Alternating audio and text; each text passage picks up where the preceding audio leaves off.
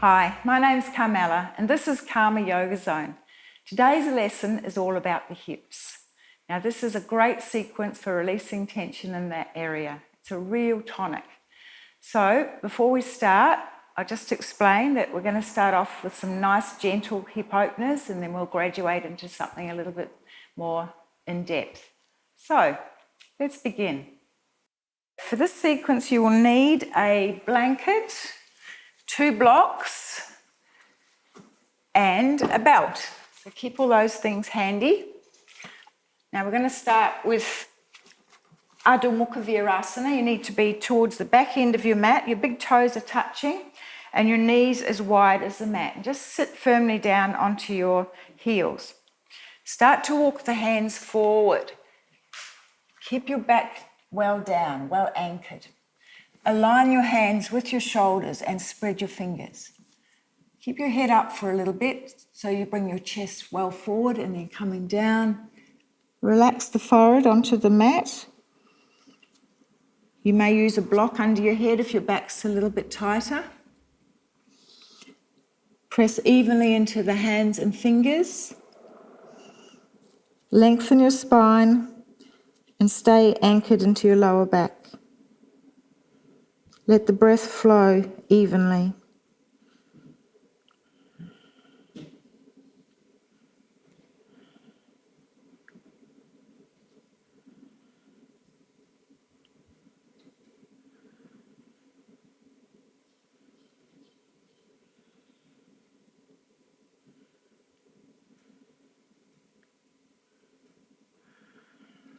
When you come up, lift your head first, walk your hands back, and then moving a little forward, we're going to do a great hip opener. This is stage 1 of the royal pigeon pose, so just the one small component of that pose. So you bring your right leg forward, bit of an angle on the thigh, and bring the foot forward just as far as your knee allows.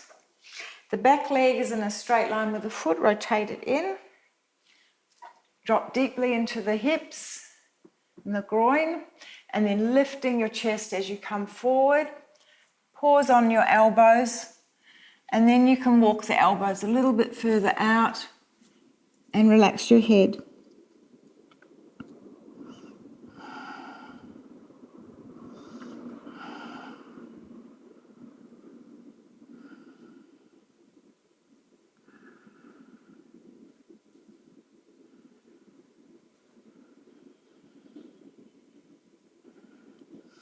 When you come up, lift your head, place the hands again and come back onto the knees.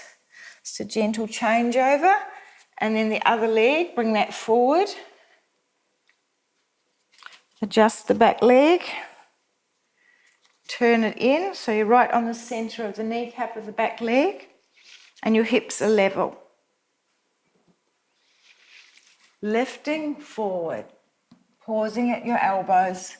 Just check that you feel level at the hips.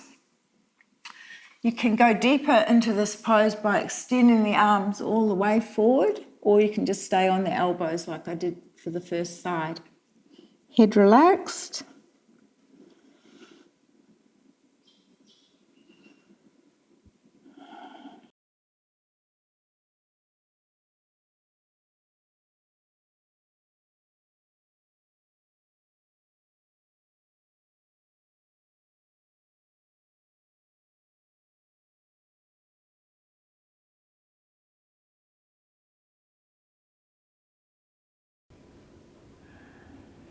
And then coming up and back onto your knees. Take the knees wide. Just pause in the first pose again, Adho Mukha Virasana.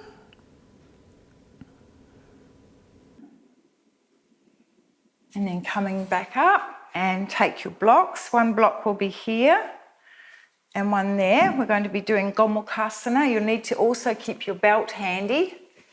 So we're sitting on the block, the front block.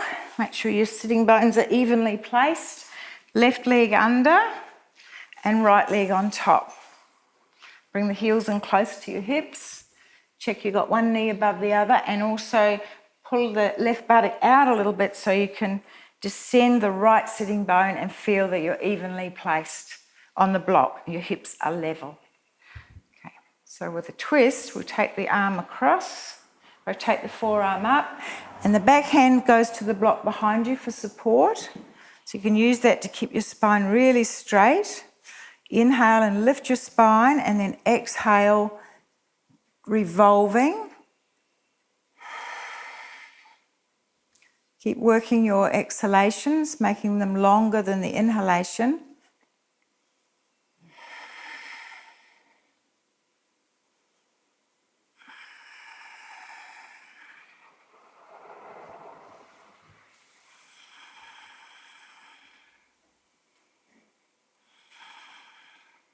Turn your head back before you release the twist. This is great for your neck. And then take your front arm up. Reaching up, bring it behind, and bring the other hand up to meet it. See if you can clasp your fingers. If you have difficulty reaching your hand, you can use the belt, hold it in the top hand, and then bring the other one up behind and get a good grip of that. Now, whether you've got the belt or holding your hands, just check again that your top elbow is sweeping upwards and you're still long on both sides of your chest. From there, you just slightly tip forward, let your head relax. Nice even breathing.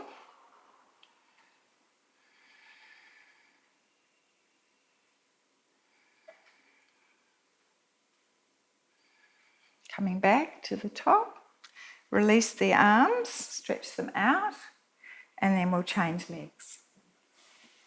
In between, always stretch them forward, give your toes a bit of a stretch as well. Okay, now the right leg under.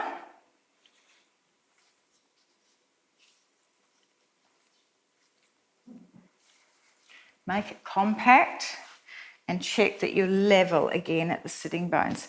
If it still feels very tight in your hips when you do this on the blocks, you can also put a blanket on the blocks to make it easier.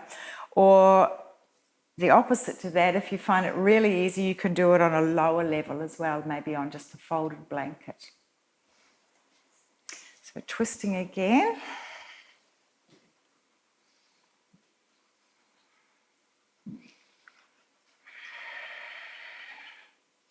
Always working with your breath. Let the exhalation take you deeper into your pose.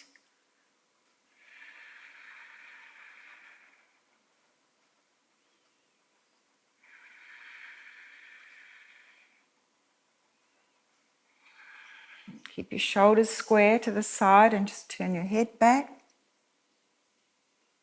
And then the arms. This one up. Reach behind. You may not need your belt on both sides. Everyone's different. Okay. So getting nice and long. Check always that you keep the connection with both sitting bones and you're long on both sides of your chest. And then tipping forward. Relax your head. Breathe.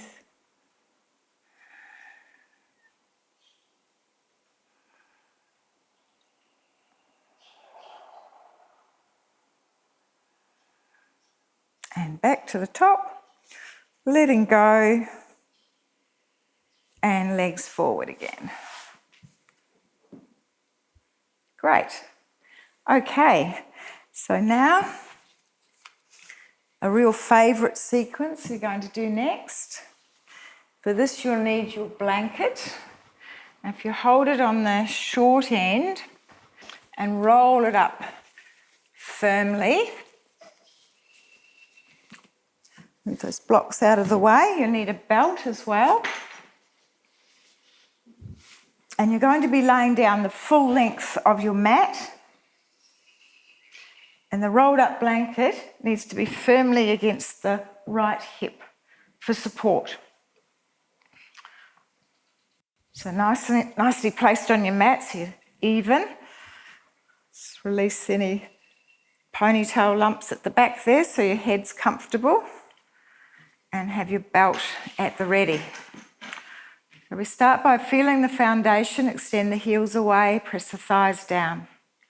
The sequence is called Supta Padangusthasana. We bend the right leg in, we'll pop that belt around the foot. Have it closer to the heel rather than the ball of the foot, that way you'll feel it more into the bones of the body. Now pull your knee towards your chest and then lifting with your foot, extend the leg up to a 90-degree angle.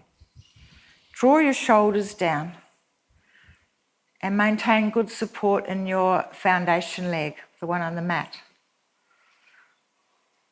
You just hold that for about a minute. It's also really good for your sacrum, your lower back. Everything's so level and supported in this sequence. A good way to measure a minute is to count your breath. Find around about 16 breaths is good. Now to change from this first position to the second position, you pull a bit more on your belt and lift your head up, so engaging abdominal muscles, and then reach up with your hand, wrap the belt around the back of the hand, and bring this hand onto this thigh here. Just do a little bit of intensify the stretch a little bit before you go to the second stage, so pulling on the belt. Okay, then you take this arm out to the side, about horizontal to your shoulder. Relax your head back. Draw the shoulder back down first and then the leg. Take it slowly, keeping support in that foundation leg, and you just bend your elbow a little and prop the elbow to the floor. The blanket is supporting your right hip, and you're drawing the energy in that leg, the right leg. Feel it drawing back in towards your hip socket. This really is a tonic for your hips.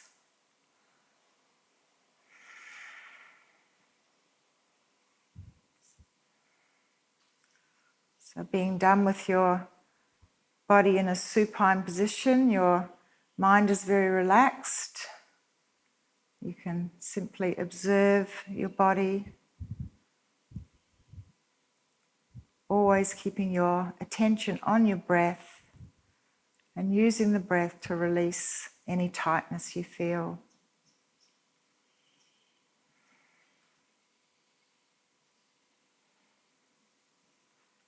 So after about a minute in the second position, you will come up carefully, keeping both legs firm and straight. Okay, then you remove the belt and leading with your heel, just let the leg lower to the mat and relax. Now, for the other leg, we'll take that blanket, make sure it's still rolled up well, it's not going to unravel on you. Bring it in close to your hip. Check your feet are pointing upright, still evenly placed on your mat. And now we'll balance out with the other leg.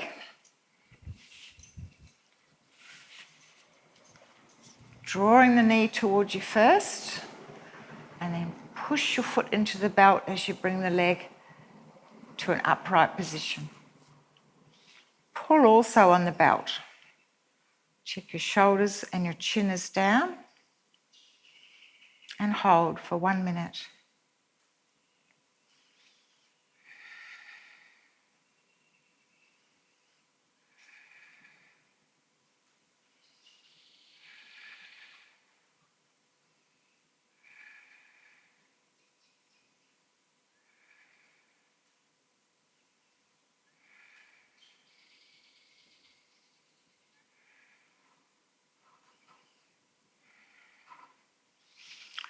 For the lift, for those of you who are more flexible,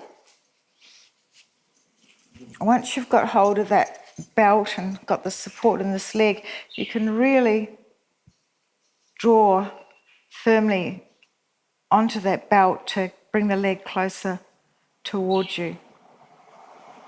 But as always, just work to your own capacity. Don't push it, and try and keep the legs straight with the leg turning out. Okay, arm to the side, head relaxed. Drawing the shoulder in first, and then slowly take your leg down and keeping that support in your other leg. Prop onto your elbow. That's it. Injecting your leg back into the hip.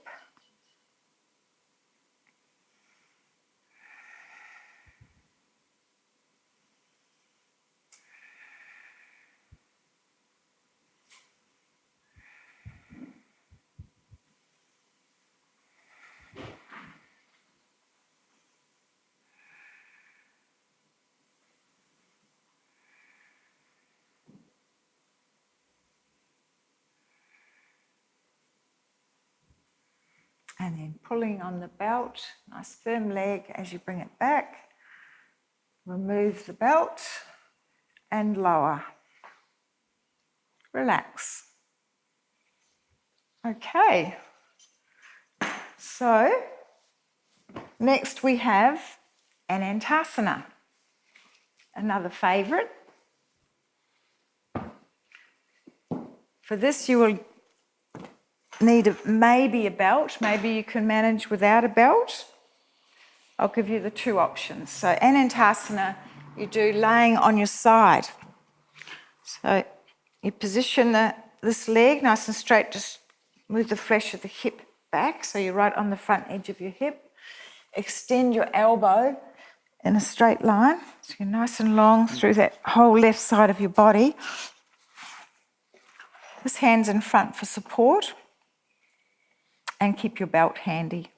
Now, you bend your right knee behind your shoulder.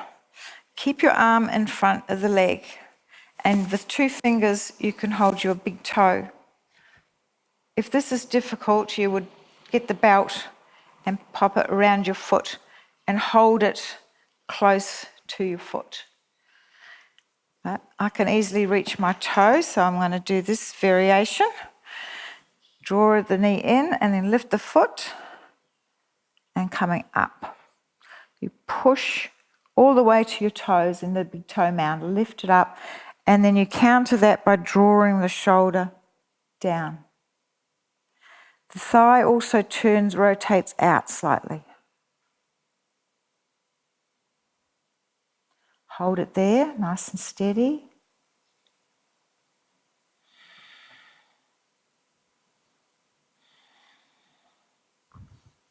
When you're ready to come down, you just release the belt or the big toe and come down and change for the other side.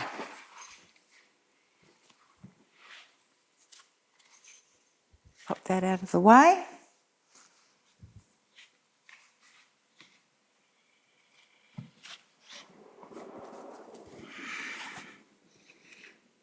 Knee behind the shoulder.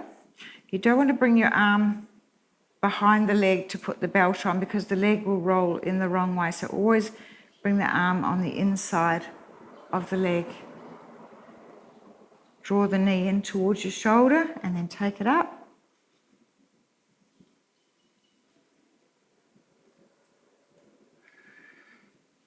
Slightly tip forward towards your front hip.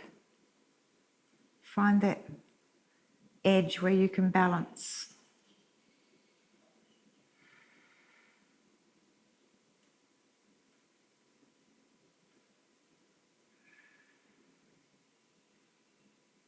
And then to come out of it, just simply release either the belt or the toe and come back down. Okay, now in between the next few poses, we're just going to do one cobra pose. So lying in a prone position, extend the legs back, check your ankles are together, hands are adjacent to your chest, forehead resting on the mat. Inhale and lift your head, and exhale up, keeping the shoulders down, elbows in, open your throat.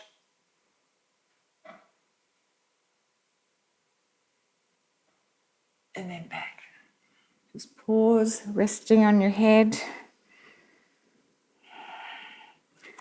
And then back to Adho Mukha Virasana.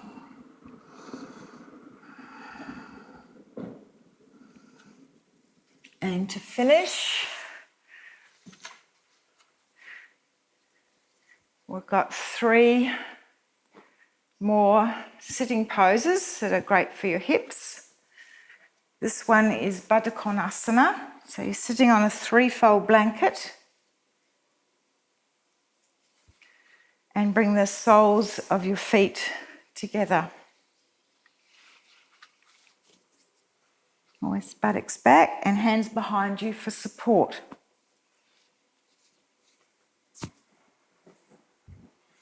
Have a look at your knees and check that you're even on both sides. If one hip is tighter than the other, you'll see it in the height of the knee from the mat. So try and make them even. And then bringing your hands forward one at a time, clasping your toes. Keep pressing your lower back in so you've got good support in the back body. And lifting up. Then place the elbows onto the inner thighs. Extending your chin forward. Relax your head down. In this position you can see again whether your knees are even. And then just adjust accordingly.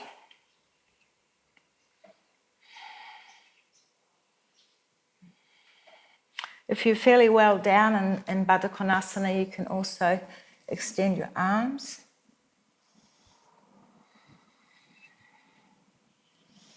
And then coming up and changing. Extend forward. The next pose is Upavista Konasana, for which a flat blanket is better. Unless you've got tight hamstrings, you could maybe have a folded blanket. Give yourself a little bit more. Also keep your belt handy as well. So once you've got your legs wide, try and have the heels on the mat and your feet are upright. Adjust buttocks back and keep your hands there for support. Press your thighs down and lift your chest. And then turn towards your right leg. So keeping the hands side by side there, adjacent to your front leg, your right leg. Reach forward for your big toe mound. If you can't reach, use the belt, and you can hold the belt like this. Keep it separate. Or if you can reach the foot, hold the little toe side with one hand and the big toe mound with the other. And then lifting upward. Draw the shoulders back and down. Lift your chin. So you're aligning your body with that right leg. And then extending along the leg. Let your head relax down. Keep the thighs pressing firmly downward. And soften a little around the neck and shoulders. You can stay there for about 8 breaths, or you can stay there for a minute. Up to you, how you're feeling in this moment. Coming up and then turning to the other leg. Get the lift again. Rotate the spine towards the leg. Reaching forward. Okay. And then this hand, drawing the shoulders back. Lift your chin. Lifting the chin brings the anterior spine upwards, so it's long on that side of your spine as well as the back. And then down, soften, relax your head, and hold.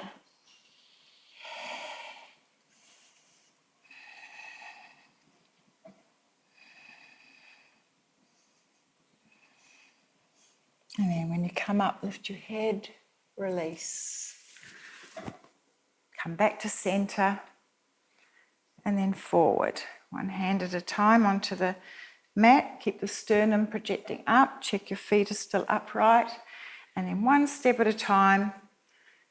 At each step, reassess the legs. Check that they're still remaining in a supportive way.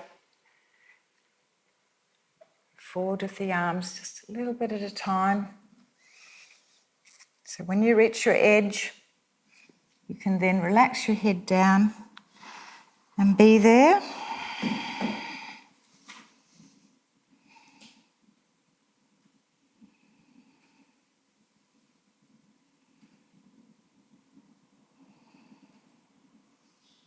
And then lift your head up, coming back.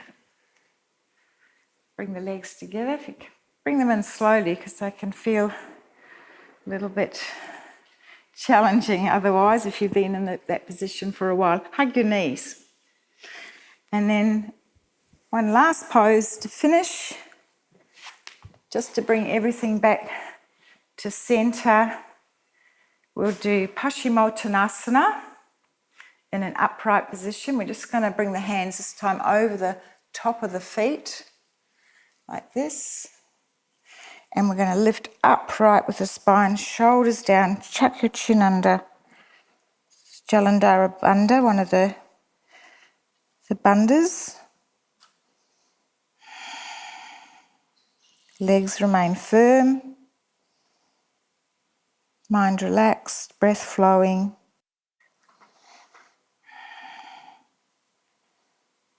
And then coming up and release.